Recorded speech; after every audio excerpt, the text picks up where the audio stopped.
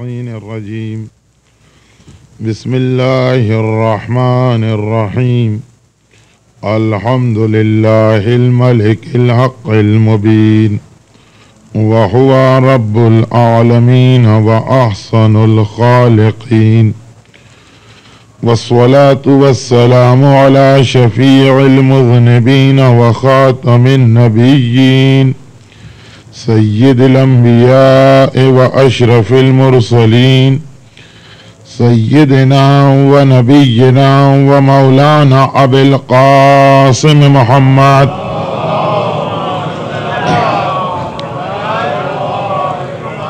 وإطرته الطيبين الطاهرين المنتجبين المنتخبين الميامين المعصومين لا سيما على الإمام المنتظر والحجة الثاني عشر اللهم عجل فرجه ولعنة الله على أعدائهم أجمعين أما بعد فقد قال الله الحكيم في كتابه الكريم بسم الله الرحمن الرحيم إن الله لا يغير ما بقوم حتى يغيروا ما بأنفسهم صلوات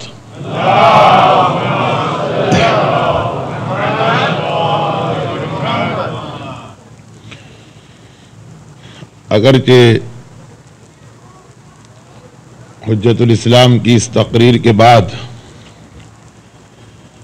آج کی رات کی حد تک کسی مجلس کی ضرورت محسوس نہیں ہو رہی ہے، لیکن صرف اس نیت اور ارادے سے کہ کربلا والوں کے مصائب بیان ہو جائیں آپ کو زحمت دی جا رہی ہے۔ اس عزاخانے کے اس منبر سے یہ میری پہلی گفتگو ہے، اور کسی بھی نئے علاقے یا نئے ماحول میں جانے کے بعد مجلس میں شرکت کرنے والوں کو یہ وارننگ دینا میں ضروری سمجھتا تھا کہ کس قسم کی مجالس آپ سننے والے ہیں۔ اس اعتبار سے کہ ہمارے یہاں مجالس میں بھی اکثر لوگوں کا پسند و ناپسند کا ایک معیار بن گیا ہے، جس پر دنیا کے اکثر عزاخانوں میں ہم جیسے لوگ پورے نہیں اترتے ہیں، تو بہتر ہے بجائے اس کے کہ بعد میں کوئی تلخی ہو، پہلی ہی مجلس میں یہ بتا دیا جائے کہ کیا آپ سننے والے ہیں، تاکہ بیچارہ کوئی مومن دھوکے میں مجلس میں آ کے پھنس نہ جائے۔ لیکن اس عزاخانے میں مجھے ضرورت محسوس نہیں ہو رہی ہے، کیونکہ حجت الاسلام والمسلمین مولانا سید فاضل حسین موسوی صاحب قبلہ کی یہاں موجودگی خود یہ بتا رہی ہے کہ آپ حضرات کا مزاج اور آپ حضرات کا ذوق یقینی طور پہ اسلام سے اتنا ہم آہنگ ہو چکا ہے کہ اس قسم کی باتیں جو مولانا جیسا عالم آپ کی خدمت میں پیش کر چکا ہے، جب مجھ جیسا طالب علم بیان کرے گا تو آپ کے لیے کوئی حیرت کی یا اچنبے کی یا کوئی نئی بات نہیں ہوگی۔ بہرحال اس ایک ہفتے کی مجالس کے لیے ہمارا عنوان ہے غیبت امام میں ہماری ذمہ داریاں، اور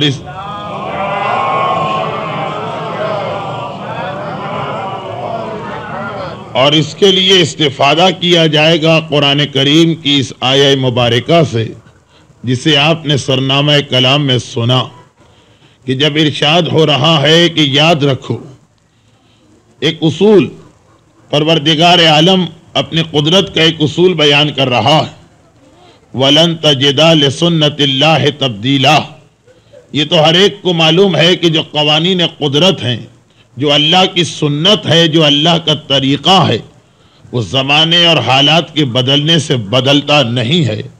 آدم سے لے کے قیامت تک پروردگار عالم کی سنت ایک ہی رہے گی، اور اسی سنت الہیہ کا ایک اصول یہ بیان ہو رہا ہے کہ ان اللہ لا یغیر ما بقوم، خدا کبھی بھی کسی قوم اور گروہ کی حالت کو نہیں بدلتا حتی یغیر ما بانفسہم، جب تک کہ وہ لوگ خود اپنے آپ کو بدلنے کو تیار نہ ہوں، جب تک کہ انسان خود کوشش نہ کرے، جب تک کہ انسان اپنے آپ کو بدلنے کے لیے عزم اور ارادہ نہ کرے، اس وقت تک یہ سمجھنا کہ ہم گھر بیٹھے یہ کہتے رہیں کہ پروردگارہ ہماری حالت کو بدل دے، تو یہ دعا بھی قبول نہیں ہوگی۔ غیبت امام میں یہ تو ہماری ایک ذمہ داری ہے کہ ہر لمحہ، ہر آن، ہر سیکنڈ ہماری زبان اور ہمارے دل میں اجل اللہ تعالی ظہورک کی ندا، یہ صدا، یہ آواز ہونا چاہیے کہ مولا پروردگار جلد از جلد آپ کو ظاہر کرے۔ لیکن ہماری یہ دعا، اس کے ساتھ کچھ ذمہ داریاں بھی ہوں گی کہ جو ہمیں ادا کرنا۔ قرآن اعلان کر رہا کہ جب تک کہ تم اپنے آپ کو نہیں بدلو گے، خدا تمہاری حالت کو نہیں بدلے گا۔ اور اسی کے دائرے میں حجت خدا کا ظہور بھی آ گیا، وہ حجت خدا جسے ساری دنیا کو بدلنا ہے، مگر اس کے لیے پہلے اس کے ماننے والے اپنے آپ کو بدلیں۔ یہ موضوع کا تعارف ہے، تفصیل انشاءاللہ کل سے آپ کے سامنے آئے گی۔ کہ میں ابتدا میں عرض کر چکا ہوں کہ آج میں سوائے مصائب کے کسی اور بیان کا وقت اور مناسبت نہیں پا رہا ہوں، لیکن صرف ایک بات یاد دلاتے ہوئے کہ جیسے جیسے غیبت امام کے عنوان پر ہماری گفتگو آگے بڑھے گی، کچھ حدیثیں، کچھ واقعات، کچھ نشانیاں، کچھ علامتیں ایسی بھی آتی کہ جنہیں امریکہ جیسے ترقی یافتہ ملک میں رہتے ہوئے ایک انسان کے لیے سمجھنا اور اس کے بعد اپنی اولاد کو سمجھانا مشکل ہو جاتا ہے۔ تو اسلام کے بارے میں ایک بات ذہن میں رکھیے کہ جب اللہ، رسول اور امام کو مان لیا ہے تو اب اس کے ساتھ ایک چیز غیب بھی ہے کہ جس پہ ہم کو ایمان لانا۔ الف لام میم ذالک الکتاب لا ریب فیہ ھدی للمتقین، یہ قرآن 6500 آیتوں پہ مشتمل قرآن جو ہر مومن اور مومنہ کے گھر میں موجود ہے، اپنے بالکل آغاز میں یہ طے کر رہا کہ اس قرآن سے ہدایت کس کو ملے گی۔ تو ہدایت پائیں گے صاحبان تقوی، اور اس کی پہلی نشانی یہ ہے کہ الذین یؤمنون بالغیب، جن کی پہلی نشانی یہ کہ وہ غیب پہ ایمان لاتے ہیں، وہ یہ مطالبہ نہیں کرتے، ان کی یہ ڈیمانڈ نہیں ہوتی، یا کسی عقیدے کے لیے ان کی یہ ریکوائرمنٹ نہیں ہوتی کہ جب تک کہ ہمیں اس کا فائدہ، جب تک کہ ہمیں اس کی دلیل، جب تک کہ ہمیں اس کا ریزن پتہ نہ چلے، ہم اس پہ عمل نہیں کر سکتے، ہم اسے نہیں مان سکتے۔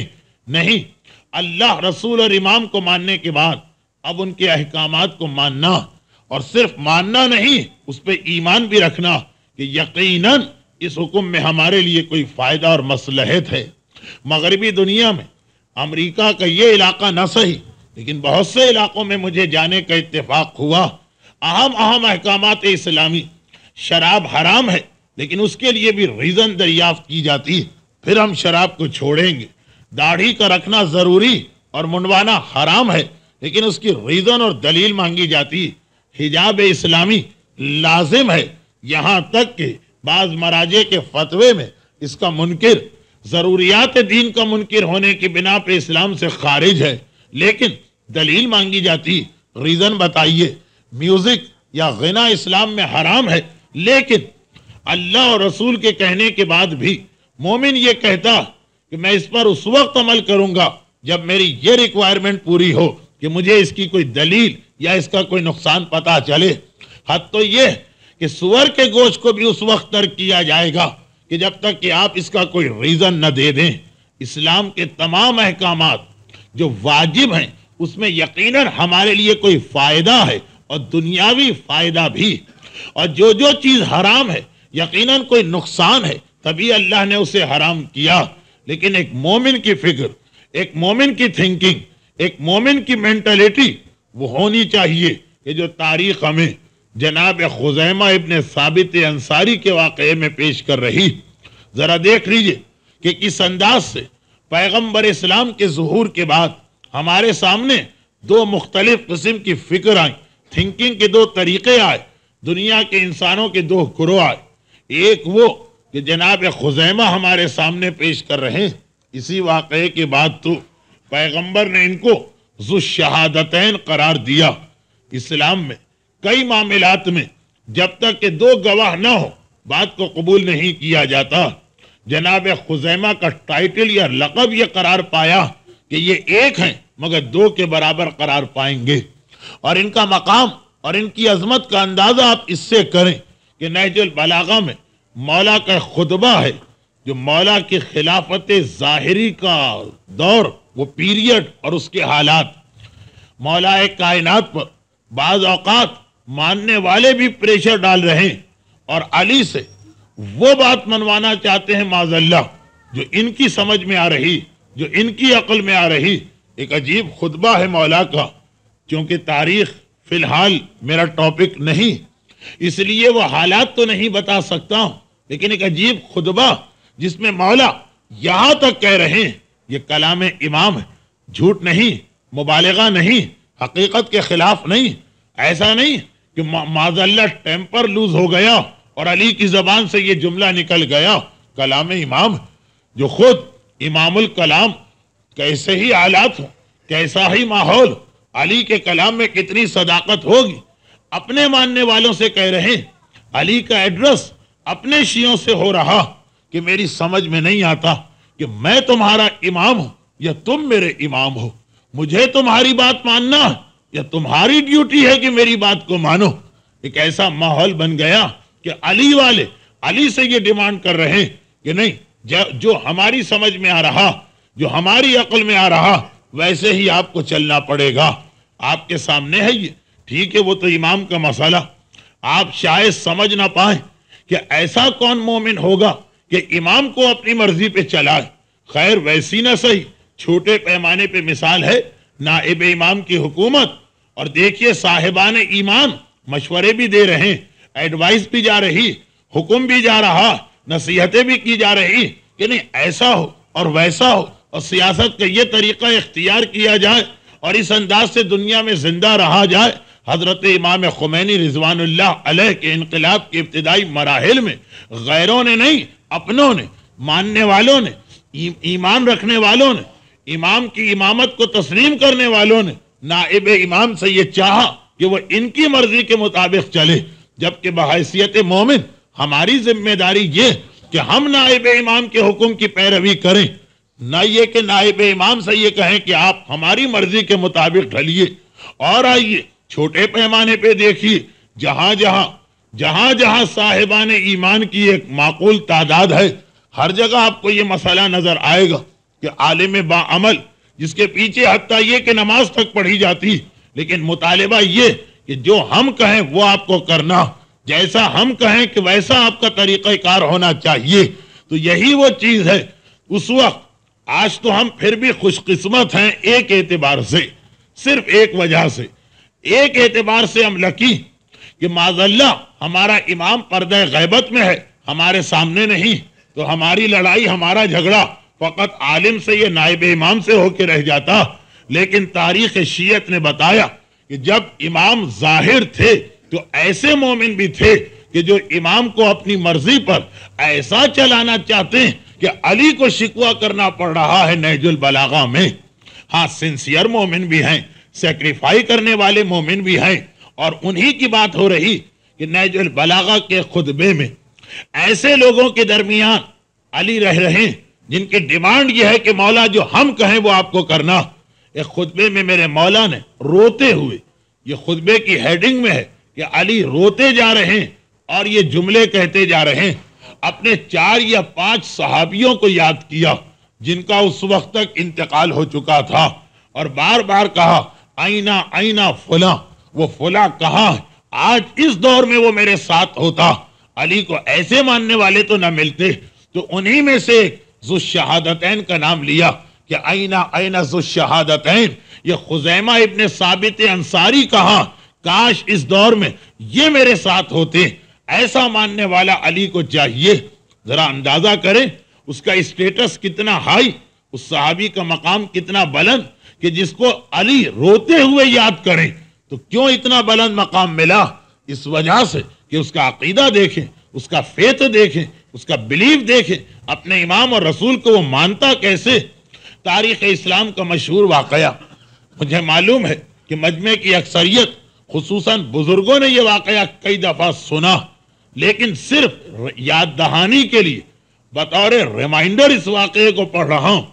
پیغمبر اسلام مدینے واپس آ رہے ہیں، گئے تھے کسی کام سے مدینے کے باہر سبرب میں، البتہ کسی اتنے قریبی علاقے تک گئے ہیں کہ پیدل گئے اور پیدل آ رہے ہیں۔ مدینہ اس زمانے کے اعتبار سے ہر شہر آس پاس کے چھوٹے چھوٹے گاؤں اور دیہاتوں کے لیے بہترین بزنس کا سینٹر ہوتا تھا۔ آج بھی آپ جائیں گے تو انڈیا اور پاکستان اور افریقہ میں ہر بڑا شہر اطراف کے چھوٹے چھوٹے ٹاؤنز اور سٹیز کے لیے ایک بزنس سینٹر کہ چھوٹے چھوٹے دیہاتوں کے رہنے والے اپنا تجارت کا سامان وہاں لا کے فروخت کرتے ہیں۔ تو مدینہ تو خاصا بڑا شہر بن چکا۔ پیغمبر جب مدینے کی جانب آ رہے ہیں تو دیکھا کہ ایک یہودی بھی اسی راستے پہ جا رہا اور اس کے ساتھ گھوڑا، اونٹ۔ تاریخ میں ہم نے یہ سب کچھ اتنا زیادہ پڑھا کہ ہماری نگاہ میں اس کی امپورٹنس ختم ہو کے رہ گئی، لیکن یاد رکھیے گھوڑا ہو یا اونٹ ہو، اس کا مطلب کیا؟ جو آج کل سواری یعنی گاڑی کی حیثیت و اہمیت، اونٹ ایسا کہ جیسے آج کا ٹرک یا ٹرالر، گھوڑا ایسا کہ جیسے آج کی کار۔ ہر نبی اور امام کے پاس آپ پڑھتے ہیں کہ سواری کے کئی جانور تھے۔ اس کا مطلب کیا؟ ہمارے یہاں انڈیا اور پاکستان میں خدا نخواستہ اگر کسی عالم کی مالی حالت بہتر ہو جائے تو بس غضب ہو گیا۔ بس اس کے بعد اب آپ اندازہ نہیں کر سکتے کتنی تہمتیں، کتنے بہتان، کتنے اتہام اس کے اوپر لگائے جاتے ہیں۔ اور یہ الزام تو ہر جگہ ریڈی میڈ تیار، پیسہ کھا گیا، خمس لے گیا، صدقہ لے گیا، پیسے لے گیا اور کھا گیا۔ جبکہ کیوں؟ ہماری قوم چاہتی ہے کہ ہمارے پاس جو کچھ بھی ہو، مکان بھی ہو، گاڑی بھی ہو، لیکن عالم پھٹے ہوئے کپڑے پہنے، پیدل چلے، اس کے پاس کبھی ضروریات دنیا میں سے بھی کچھ نہیں آنا چاہیے، لگزریس آئٹمز کو تو چھوڑیں۔ اور دوسری جانب حوالہ دیتے ہیں معصوم کا، جبکہ ہر معصوم کے پاس سواری کے کئی جانور، ایک جانور کی اس وقت وہی ویلیو ہے کہ جو آج مثلا مرسیڈیز گاڑی کی ویلیو ہے یورپ کے کئی ملکوں میں۔ بہرحال پیغمبر نے دیکھا کہ یہ یہودی گھوڑا لے کے جا رہا، بازار مدینہ میں لے جا کے اسے فروخت کرے گا۔ ایک گاڑی آج کل بھی جہاں امریکہ کی طرح اسٹینڈرڈ آف لیونگ ہائی نہ ہو، چھوٹے موٹے جو علاقے ہیں، ایک انسان ایک گاڑی بیچ دے تو ایک مہینے کے لیے تو اب اس کو ضرورت نہیں پڑتی ہے کچھ اور کمانے کی۔ گھوڑا لے کے جا رہا ہے، بازار مدینہ میں فروخت کرنا ہے، مہینے بھر عیش کرے گا۔ پیغمبر نے دیکھا، پسند آ گیا یہ گھوڑا۔ یہودی سے کہا کہ یہ میں خریدنا چاہتا ہوں، قیمت بتاؤ۔ بہرحال وہ ڈیلنگ ہوئی، کچھ کم کچھ زیادہ، ایک آخری قیمت طے پا گئی۔ پیغمبر نے کہا کہ گھوڑا خریدا، یہودی نے کہا کہ بیچا، معاملہ ہو گیا، اب صرف پیسے دینا۔ پیغمبر نے کہا کہ مسجد میں پہنچ کر اس کا پیمنٹ ہو جائے گا، اس کی ادائیگی ہو جائے گی۔ لیکن اسلام میں پیمنٹ بات کا مسئلہ، خرید و فروخت کا معاہدہ طے پائے تو گویا یہ چیز اس کی ہو گئی اور پیسے جو ہیں وہ مالک کو ملیں گے۔ اب مالک کو یہ اختیار نہیں کہ کسی اور کے ہاتھ یہ چیز بیچے۔ چلے دونوں، یہودی کو خوشی ہے کہ بجائے اتنی محنت کے کھڑے کھڑے میرا مہینے بھر کا مثلاً سودا ہو گیا۔ چنانچہ وہ ذرا تیزی سے چل رہا۔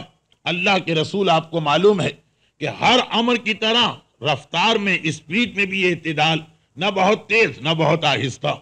یہودی بازار مدینہ میں پہلے داخل ہوا، کچھ اور لوگوں نے یہ گھوڑا دیکھا، انہیں پسند آ گئے، انہوں نے آگے بڑھ کے جو قیمت بتائی تو وہ ایسی کہ یہودی کے دل میں لالچ پیدا ہو گیا اور اس نے یہ سوچا کہ میں بطور مثال کہہ رہا ہوں کہ میں نے 5,000 کا گھوڑا بیچا، 6,000 کا تو بازار میں کھڑے کھڑے لوگ خریدنے کو تیار، تو میں کیوں اپنا نقصان کروں؟ چنانچہ وہ لوگوں سے بات چیت کر رہا، یہاں تک کہ ایک آدمی کے ہاتھ یہ گھوڑا فروخت کر رہا۔ اتنی دیر میں اللہ کا رسول بازار مدینہ میں داخل ہوا، یہ منظر دیکھا، آگے بڑھے، کہا کہ جو کچھ تو کر رہا ہے غلط ہے، اس لیے کہ گھوڑا بیچا جا چکا ہے، مالک میں ہوں، اب اس کی قیمت زیادہ ہو گئی تو معاملہ ٹوٹ نہیں سکتا ہے جب تک کہ म्यूचुअल अंडरस्टैंडिंग ना हो, दोनों राजी हो जाए तो दूसरी बात है। एक पार्टी को एक तरफा ये मामला तोड़ने का इख्तियार नहीं। सिर्फ 11 या 12 जगह खयार जिसे कहते हैं वो किताब फिक़ा में और तौज़ी में आपको मिलेंगे, लेकिन इस तरह तो इख्तियार नहीं। यहूदी ने जो ये देखा, लालच तो आ चुकी, साफ इनकार कर बैठा, कहा कि नहीं मैंने ये घोड़ा बेचा ही नहीं, ज्यादा से ज्यादा कुछ पैसे की बात हुई होगी लेकिन बेचा नहीं था, अभी खरीदो फरोख्त का एग्रीमेंट कंप्लीट नहीं हुआ था। पैगंबर कह रहे हैं कि घोड़ा बिक गया है, मैं इसका मालिक। यहूदी कह रहा है कि घोड़ा नहीं बिका।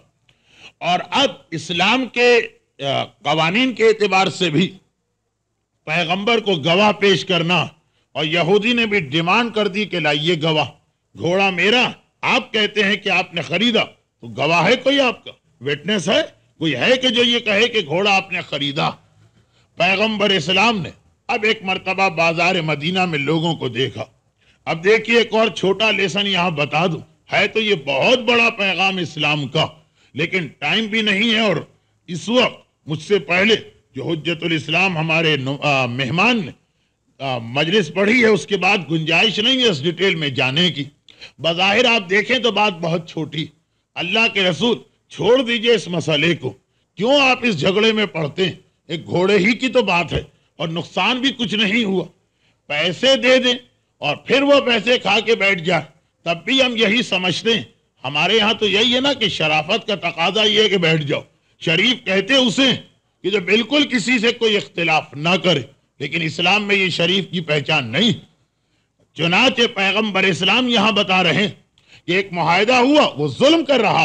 आज पैगंबर के साथ जब उसने ये हिम्मत कर दी, अगर इसे आजाद छोड़ दिया जाए, इसे ये गलती करने दी जाए, तो वो कल पूरे माशरे को तबाह कर सकता।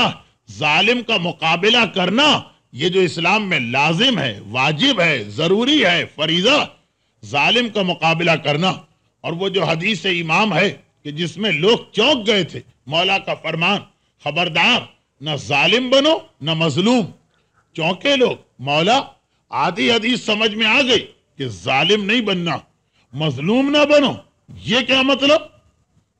मौला ने कहा कि हाँ, ऐसा मजलूम ना बनो कि जालिम जुल्म कर रहा है और तुम हाथ पांव बांधे खामोश बैठे हो और उससे कह रहे हो कि और जुल्म किए जा, मैं कोई जवाब नहीं दूंगा। नहीं, ये हर एक के साथ ये तरीका नहीं होता।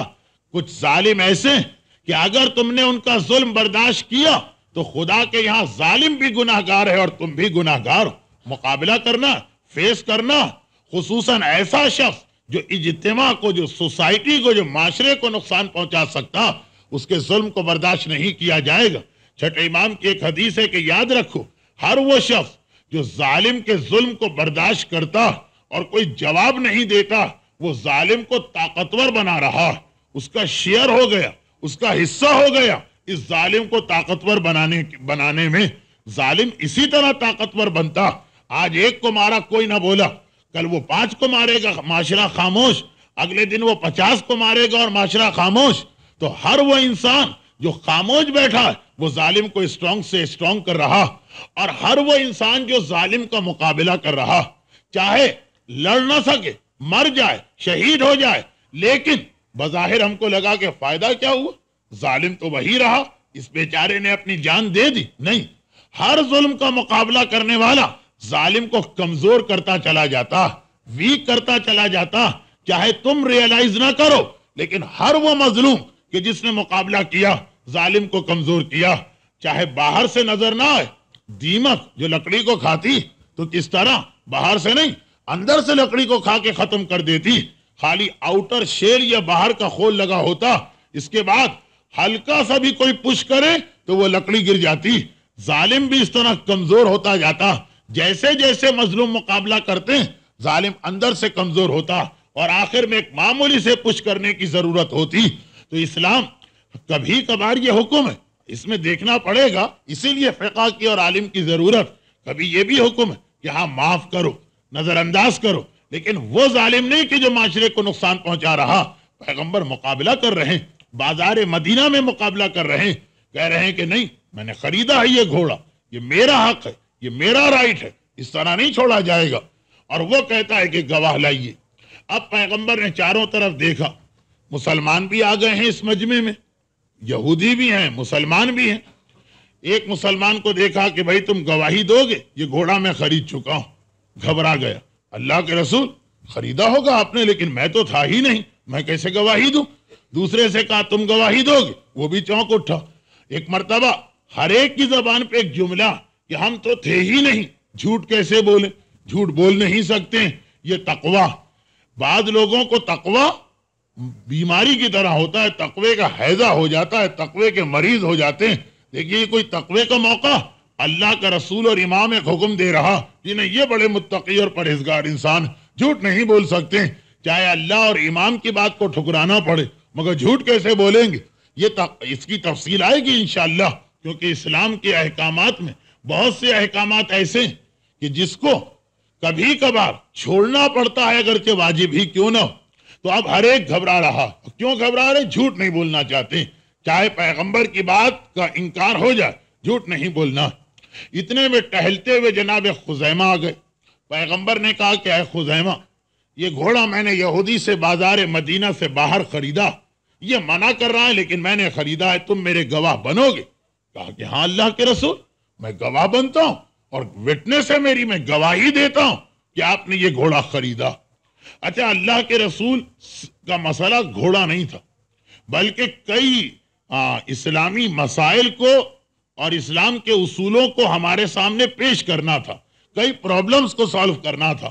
اگر دیکھیے مسئلہ گھوڑا بھی ہوتا تو بات ختم، پیغمبر تو خوشی کے عالم میں خزیمہ کو لے کے آگے بڑھتے کہ اے یہودی دیکھ میرا گواہ آ گیا، لیکن نہیں، ایک مسئلہ، ایک اصول سمجھانا۔ چنانچہ خزیمہ نے کہا میں آپ کی بات مان کے گواہ بنتا ہوں۔ پیغمبر اسے لے کے یہودی کے پاس نہیں گئے، الٹا خزیمہ پہ اعتراض، کراس کوئسچن، خزیمہ تم تو تھے ہی نہیں جب یہ ڈیلنگ ہوئی ہے، گواہ کیسے بن گئے؟ پیغمبر کا سوال یہ بتا رہا کہ اصل مسئلہ گھوڑا نہیں ہے، ایک اصول کو حل کرانا، تم گواہ کیسے بن گئے؟ خزیمہ نے کہا اللہ کے رسول، آپ نے کہا کہ میں اللہ کا نمائندہ ہوں، ہم نے نہیں دیکھا، مان لیا۔ آپ نے کہا یہ قرآن جبرائیل لے کے آئیں، ہم نے جبرائیل کو نہیں دیکھا، آپ نے کہا مان لیا۔ آپ نے کہا کہ قیامت ہونے والی، ہم نے نہیں دیکھی، آپ کا حکم تھا، ہم نے مان لیا۔ آپ نے کہا کہ جنت و جہنم ہے، ہم نے نہیں دیکھا جنت و جہنم کو، آپ نے کہا تو ہم نے مان لیا۔ خدا کو آپ کے کہنے پہ مانا، رسالت کو آپ کے کہنے پہ مانا، قیامت کو آپ کے کہنے پہ مانا، قرآن کو آپ کے کہنے پہ مانا، کوئی چیز دیکھی نہیں، آپ نے کہا تو مان لیا۔ اتنے بڑے بڑے مسائل کو بغیر دیکھے آپ کی زبان پہ بھروسہ کر کے مانا، تو یہ گھوڑے کی کیا ویلیو ہے کہ ہم یہ ڈیمانڈ کریں کہ پہلے دیکھیں گے اور اس کے بعد گواہی دیں گے؟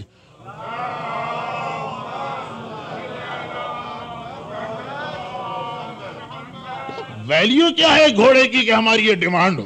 یہ ہے مومن کا جذبہ۔ پیغمبر نے کہا انت ذو الشہادتین، اے خزیمہ آج سے تم دو گواہوں کے برابر ہو، یعنی اسلام میں جو گواہی کا نصاب ہے، جو کورس آف وٹنس ہے، آج سے تمہارا یہ سٹیٹس ہے۔ یہ ہے مومن کا جذبہ، ایسا ہونا چاہیے۔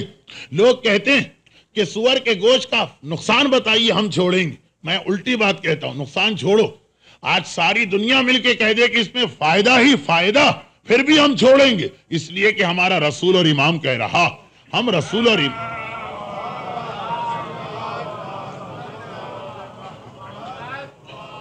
لوگ تو پریشان ہو کے کہتے ہیں جی ریزننگ ذرا پتا چل جائے تو دوسروں کو سمجھایا جا سکتا ہے، اپنے آپ کو سیٹسفائی کیا جا سکتا۔ اور میں کہتا ہوں اگر الٹی ریزننگ بھی آ جائے کہ ایک ڈاکٹر نے کہا جی میوزک کا بڑا فائدہ، بہت سی بیماریوں کا اس سے علاج ہو جاتا، یہ پروف ہم کرتے ہیں کہ یہ اس کے فوائد، ہم کہیں گے کہ ٹھیک۔ اگر ہم نے سائنس کی وجہ سے میوزک کو حرام کیا ہوتا کہ کل سائنس کہہ رہی تھی نقصان تو ہم نے کہا چھوڑ دو، آج سائنس کہہ رہی ہے فائدہ تو ہم نے کہا لے لو۔ اگر سائنس کے کہنے پہ اس کو کل چھوڑا تھا تو آج سائنس کے کہنے پہ لے لیں گے، لیکن کل ہم نے اس کو سائنس کے کہنے پہ نہیں چھوڑا تھا، کل بھی ہم نے اسے خدا رسول اور امام کے کہنے پہ چھوڑا تھا۔ فائدے اور نقصان کی بیلنس شیٹ تیار کر کے نہیں چھوڑا تھا کہ فائدہ کتنا ہے اور نقصان کتنا۔ تو اب کل نقصان تھا، آج فائدہ نکل آئے. خدا، رسول اور امام نے اپنا حکم جب تک کہ چینج نہیں کیا، ہمارا طریقہ وہی رہے گا کہ جو حرام ہے وہ حرام، جو حلال ہے وہ حلال. اس طرح سے ہمیں بلیو کرنا، اس طرح سے ہمیں یقین رکھنا، اس طرح سے ہمارا فیتھ ہونا چاہیے. یہ ہے مومن کی سب سے پہلی شرط. قرآن دیکھیں، جو کتاب بھی سٹارٹ ہوتی اس کا شروع کا پیج بڑا امپورٹنٹ ہوتا. اس کتاب کا ٹاپک طے پاتا ہے کہ اس میں کیا. آپ بازار گئے، شیلف میں 85 کتابیں رکھی، آپ کتاب اٹھا کے ضرور دیکھیں گے کہ ہے کون سے ٹاپک کی کتاب، میرے کام کی ہے یا میرے لیے بیکار. تو قرآن پہلے پیج پر الحمد کے سورے کے بعد فرسٹ پیج پہ کہہ رہا الذین یؤمنون بالغیب. اس سے ہدایت وہی حاصل کریں گے جن کا غیب کے اوپر ایمان اور اعتقاد ہو.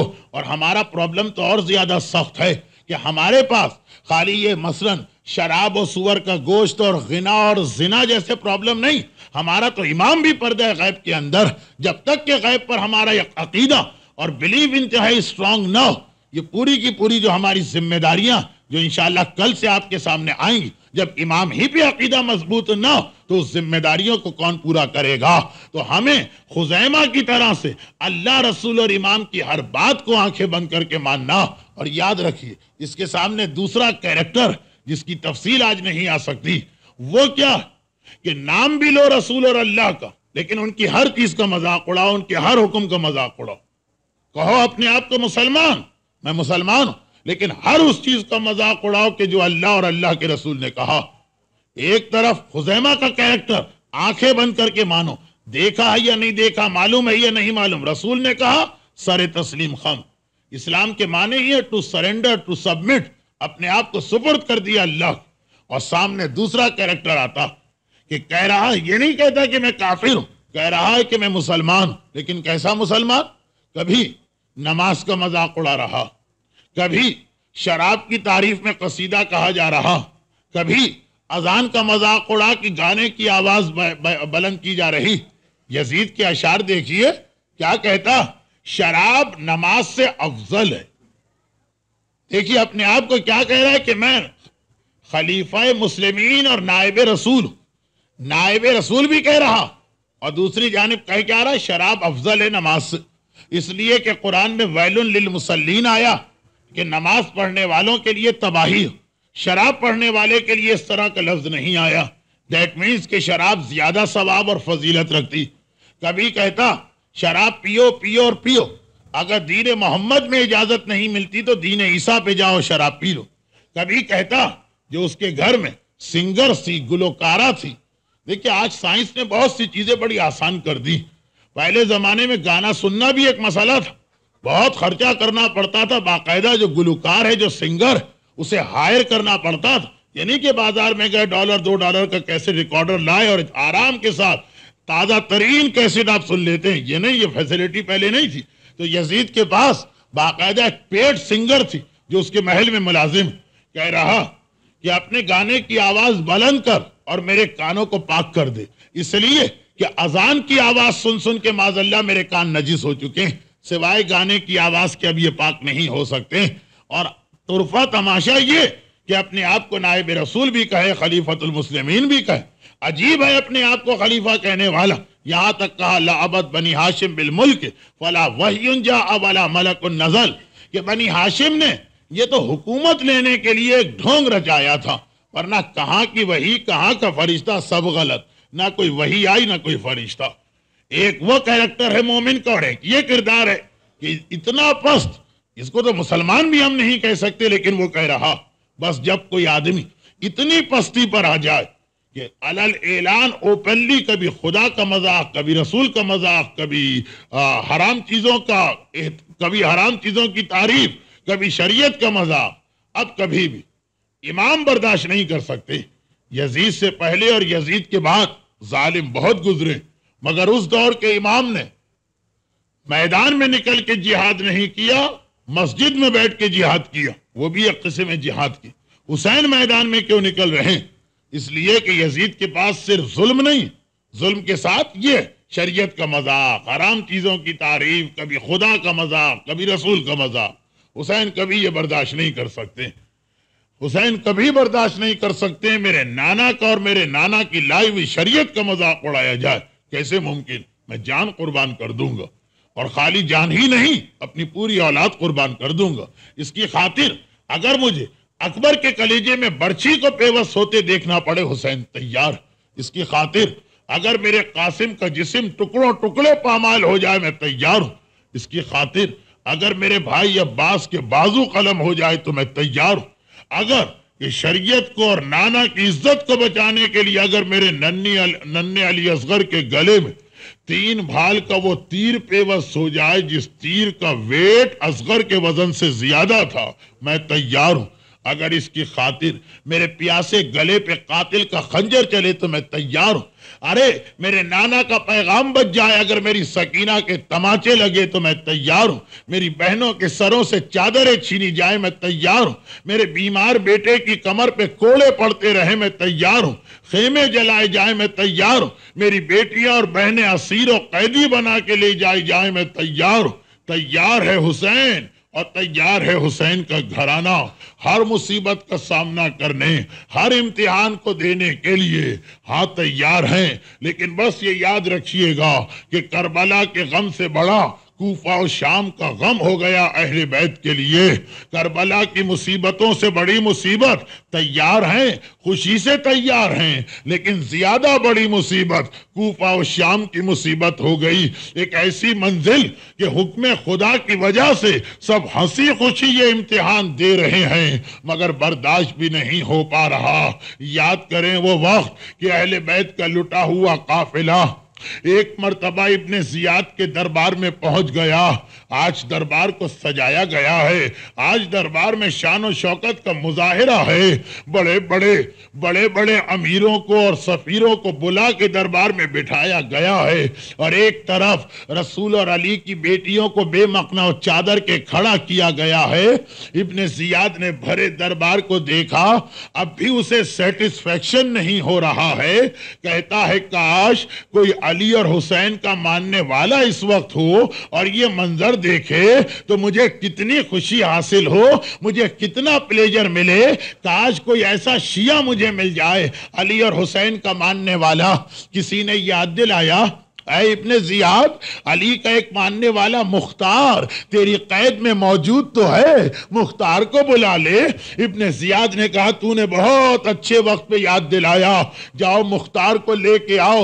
مختار جو جناب مسلم کی گرفتاری سے پہلے قید ہو گئے تھے اور انہیں کچھ پتا نہیں کہ کیا ہو رہا ہے، قید سے لائے گئے، دیکھا کہ بھرا ہوا دربار ہے، تو چونکہ اس زمانے میں اکثر حکمران ایک سائیکولوجیکل پریشر ڈالنے کے لیے قیدیوں کو ایسے وقت بلاتے تھے، مختار سمجھا کہ شاید مجھے بریک کرنے کے لیے، شاید مجھے ڈسکریج کرنے کے لیے بلایا گیا ہے، تو کسی طرف نہیں دیکھا، نہ رائٹ نہ لیفٹ، بلکہ سیدھا چلا، سینہ تان کے، ہاتھوں میں ہتھکڑی تو ہے، سینہ تان کے ابن زیاد کے سامنے کھڑا ہو گیا۔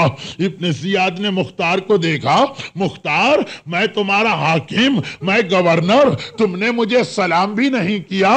مختار کا رپلائی تو سنے، کہا ابن زیاد میں تجھے اپنا حاکم نہیں مانتا، میرا حاکم تو مدینے والا میرا آقا حسین ابن علی ہے، وہی ہے میرا حاکم، وہی ہے میرا آقا، اسی کو سلام کروں گا۔ ابن زیاد کے چہرے پہ مسکراہٹ آئی، اے مختار بڑی محبت ہے حسین سے، اتنا بتا کیا حسین کی زیارت کرنا چاہتا ہے؟ حسین کوفے میں آ گئے ہیں اور میرے مہمان ہیں، میرے گھر میں ٹھہرے ہیں، کیا زیارت کرنا چاہتا ہے؟ مختار تڑپ اٹھے، یقین بھی نہیں آ رہا، کہا کہ ابن زیاد یہ کیسے پوسیبل ہے کہ ان حالات میں میرا مولا کوفے میں آ جائے؟ لیکن اے ابن زیاد اگر میرا آقا کوفے میں آیا ہے تو میں ہاتھ جوڑتا ہوں۔ اپنے ہاتھ جوڑے، کہا کہ ابن زیاد یہ ہاتھ کٹ سکتے تھے مگر کسی کے آگے جڑ نہیں سکتے تھے، لیکن اگر میرا آقا حسین کوفے میں آ گیا، ہاتھ جوڑ کے ریکویسٹ کرتا ہوں ایک مرتبہ مجھے حسین کی زیارت کرا دے۔ ابن زیاد نے سنا، پھر مسکرایا، مختار اتنے زیادہ بے چین نہ ہو، میں تمہاری خواہش پوری کرتا ہوں، تیار ہو جاؤ اپنے آقا حسین کی زیارت کے لیے۔ اب مختار دارالامارہ کے دروازے دیکھ رہے، اس دروازے سے میرا آقا آئے گا یا اس دروازے سے میرا آقا آئے گا، وہاں ابن زیاد نے اشارہ کیا، ایک سپاہی آگے بڑھا، ابن زیاد کے تخت کے نیچے جو تشت رکھا تھا اس تشت کو لے کے باہر آیا، مختار کے سامنے یہ تشت رکھا، مختار حیران میرا آقا کس دروازے سے آئے گا، ادھر اشارہ کیا، سپاہی نے کپڑا ہٹایا، ہائے مختار تشت میں حسین کا کٹا ہوا سر نظر آیا، پہلے تو بے اختیار سلام کیا، السلام علیک یا ابا عبداللہ، السلام علیک یا ابن رسول اللہ، اور پھر جو جوش آیا ہاتھوں کو جھٹکا دیا، ہتھکڑی ٹوٹی، ایک سپاہی کی تلوار چھینی، تلوار چلانا چاہتے ہیں کہ کانوں میں میرے مولا سید سجاد کی آواز آئی، سید سجاد کہتے ہیں مختار یہ کیا غضب کر رہا ہے، ارے تلوار نہ چلا، نگاہیں نیچی کر کے کھڑا ہو جا، ارے تیرے پیچھے علی اور فاطمہ کی بیٹیاں زینب و ام کلثوم بے مقنا و چادر کے کھڑی ہیں۔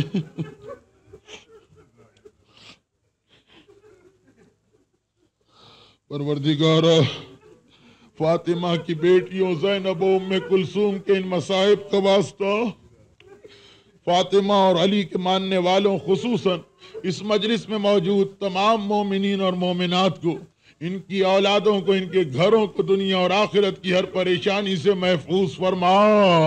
پروردگارا دارالامارہ کوفہ میں میرے مولا کے کٹے ہوئے سر اور میدان کربلا میں میرے آقا کے بے گور و کفن لاشے کا واسطہ ہمارے جملہ مرحومین کی مغفرت فرما۔ پروردگارا جس اسلام کی خاطر اہل بیت رسالت نے عظیم قربانی دی ہے، ہمیں اسی دین کے احکامات پہ عمل کرنے کی توفیق عطا فرما۔ شہدائے کربلا کی طرح حکم خدا آنے کے بعد عزیز سے عزیز شے قربان کر دینے کا جذبہ عطا فرما۔ میرے اسی بیمار امام سید سجاد کی بیماری کا واسطہ ہمارے تمام بیماروں، خصوصاً ایک برادر ایمانی غلام علی صاحب محترم جو انتہائی بیمار ہیں، ان کو شفاء کاملہ عطا فرما، اور ان مظالم کے انتقام کے لیے اپنی آخری حجت امام زمانہ کے ظہور میں تعجیل فرما، اور ہمیں غیبت امام میں اپنی ذمہ داری اور ظہور امام کے بعد امام کا سپاہی بننے کی توفیق عطا فرما۔ ربنا تقبل منا انک انت السمیع العلیم۔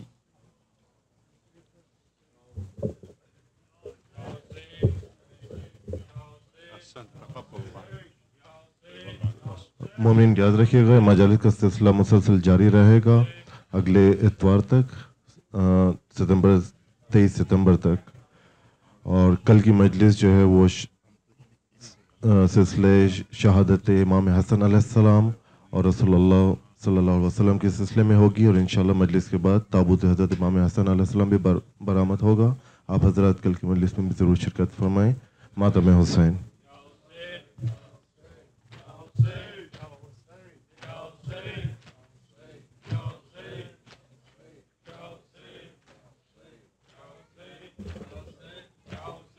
Ya Hussein, Ya Hussein, Ya Hussein.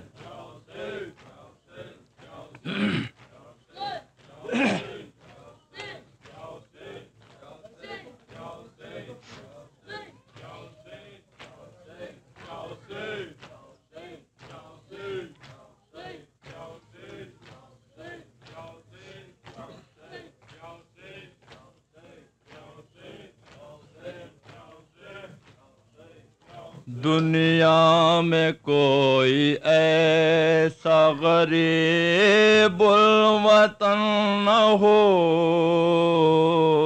دنیا میں کوئی ایسا غریب الوطن نہ ہو،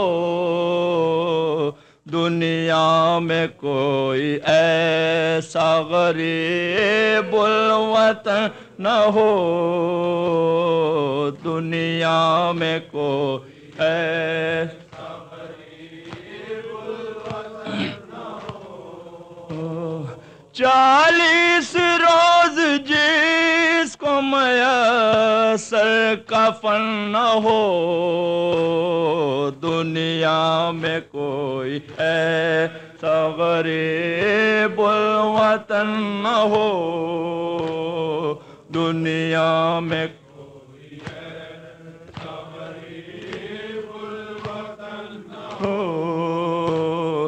لاش پیشاغ کے یہی زینب کے بین تھے، لاش پیشاغ کے یہی زینب کے بین تھے، لاش پیشاغ کے یہی زینب کے بین تھے، بھیا تمہاری طرح کوئی بے وطن نہ ہو، دنیا میں کوئی ہو، دنیا میں کوئی ہو، پیاسے گلے پشیمر کا خنجر بھی رک گیا، پیاسے گلے پشیمر کا خنجر بھی رک گیا، پیاسے گلے پشیمر کا خنجر بھی رک گیا، غربت میں اس قدر کوئی تشنا دہن نہ ہو، دنیا میں کوئی ایسا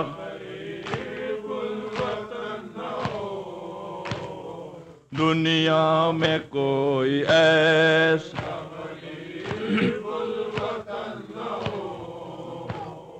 بھائی شہید ہو گیا آنکھوں کے سامنے، بھائی شہید ہو گیا آنکھوں کے سامنے، بھائی شہید ہو گیا آنکھوں کے سامنے، بھائی شہید ہو گیا آنکھوں کے سامنے، بھائی شہید ہو گیا آنکھوں کے سامنے، زینب کی طرح بھی کوئی بے کس بہن نہ ہو، دنیا میں کوئی ایسا غریب الوطن نہ ہو، دنیا میں کوئی ایسا غریب الوطن نہ ہو، اجڑا چمن بطول کا افسوس جس طرح، اجڑا چمن بطول کا افسوس جس طرح، اجڑا چمن بطول کا افسوس جس طرح، اجڑا چمن بطول کا افسوس جس طرح، اجڑا چمن بطول کا افسوس جس طرح، ایسا خزاں رسیدہ کسی کا چمن نہ ہو، دنیا میں کوئی ایسا غریب الوطن نہ ہو، دنیا میں کوئی ایسا غریب الوطن نہ ہو، زینب یہ کہتی تھی کہ نہ بھائی کو رو سکی، زینب یہ کہتی تھی کہ نہ بھائی کو رو سکی، زینب یہ کہتی تھی کہ نہ بھائی کو رو سکی، مجبور مجھ سے کوئی اسیر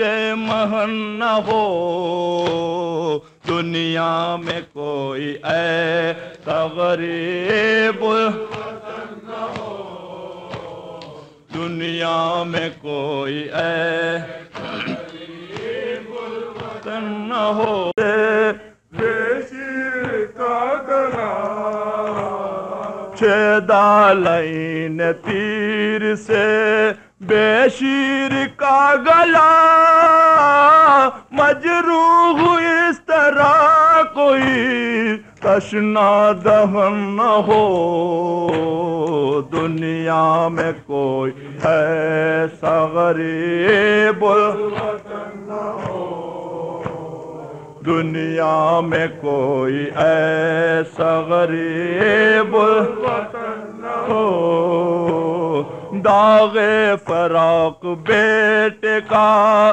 لیلا سے پوچھئے داغ فراق بیٹے کا لیلا سے پوچھئے داغ فراق بیٹے کا لیلا سے پوچھئے داغ فراق بیٹے کا لیلا سے پوچھئے داغ فراق بیٹے کا لیلا سے پوچھئے دشمن کو بھی نصیب یہ رنج و محن نہ ہو دنیا میں کوئی ایسا غریب الوطن نہ ہو دنیا میں کوئی ایسا غریب الوطن نہ ہو رو رو کے بین کرتی تھیں زینب یہ شام میں رو رو کے بین کرتی تھیں زینب یہ شام میں رو رو کے بین کرتی تھیں زینب یہ شام میں رو رو کے بین کرتی تھیں زینب یہ شام میں رو رو کے بین کرتی تھیں زینب یہ شام میں میری طرح بھی کوئی غریب الوطن نہ ہو دنیا میں کوئی ایسا غریب الوطن نہ ہو دنیا میں کوئی ایسا غریب الوطن نہ ہو 40 روز جس کو میسر کفن نہ ہو دنیا میں کوئی ایسا غریب الوطن نہ ہو یا حسین یا حسین یا حسین یا حسین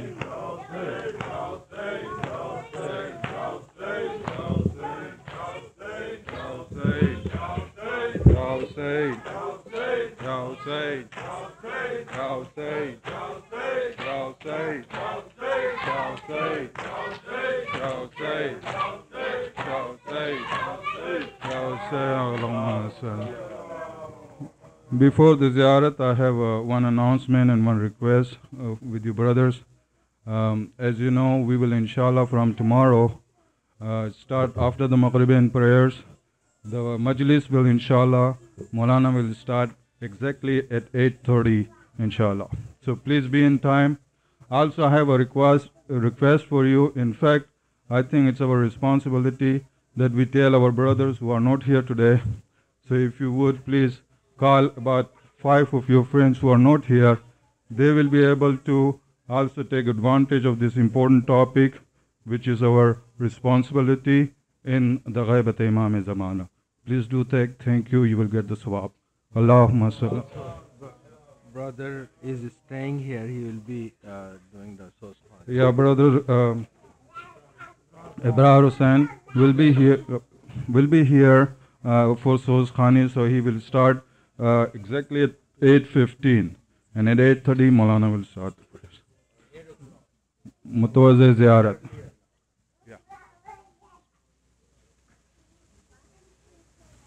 Assalamu alayka ya Aba Abdullah. Assalamu alayka ya ibn Rasulillah. Assalamu alayka wa ala awladika wa answarik.